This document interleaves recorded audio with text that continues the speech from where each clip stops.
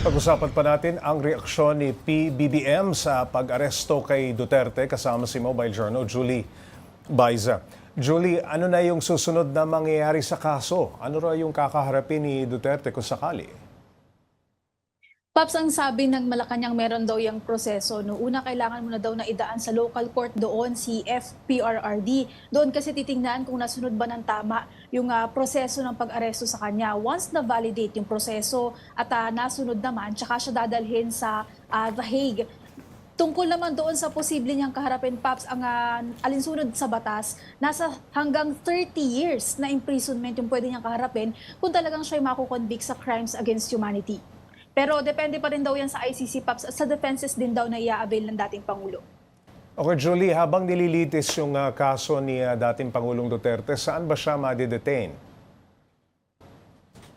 Paps, yung ICC detention facility, and then nakita na rin naman natin yung mga larawan na lumabas. Actually, maayos yung mismong facility, merong maayos na bed at magkakaroon din siya ng access sa television at saka sa news. Meron din doon para sa recreational activities gaya nga nung pagbabasketball, gaya ng, at iba pang sports. Magkakaroon din sila ng access sa minister or someone na pwede nila makausap tungkol sa kanilang religion. So, iyon yung magiging, or yan, nakikita ninyo, yan yung magiging scenario, no? Yung magiging kondisyon sakaling doon siya sa ICC detention facility dalhin.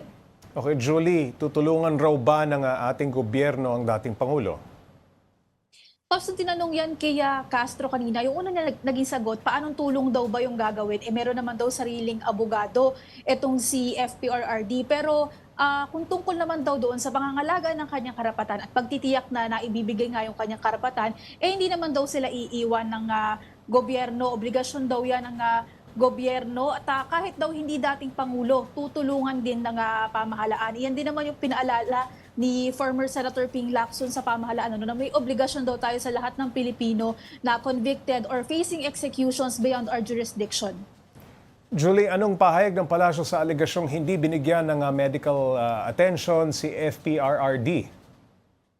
Paps, pinabulaanan ng palasyo kanina yung naging pahayag na yan. Kasi nung napunta na daw yung sa kustodiya, yung si dating Pangulong Duterte, kaagad naman daw, kasama naman daw yung kanyang nurse, kasama yung doktor, at saka yung kanyang abogado. Doon naman sa mga pahayag na bakit hindi idiniretso sa ospital, meron nga daw doktor na nag-check at wala naman daw sinabi na critical yung kanyang kalagayan at kinakailangan dalhin sa ospital.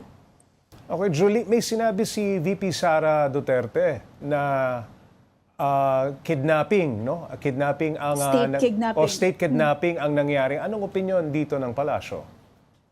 Actually, ang tanong nila, paano nga daw yung naging state kidnapping kung meron naman daw nilabas na warrant of arrest na mula sa korte at warrant of arrest na pinadaan nga sa Interpol. So, hindi raw yun magiging kidnapping. In essence, kasi ang kidnapping kailangan nga daw pinuwersa at walang batayan. Okay, Julie, ano ang plano ng pamahalaan lalo't may mga nananawagan ng people power?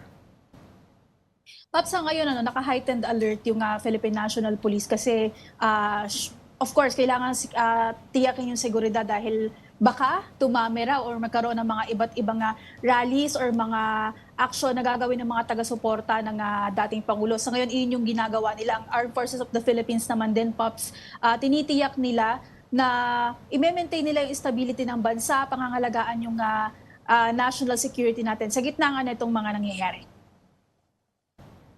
Alright, maraming salamat, Mobile Journal Julie Baiza.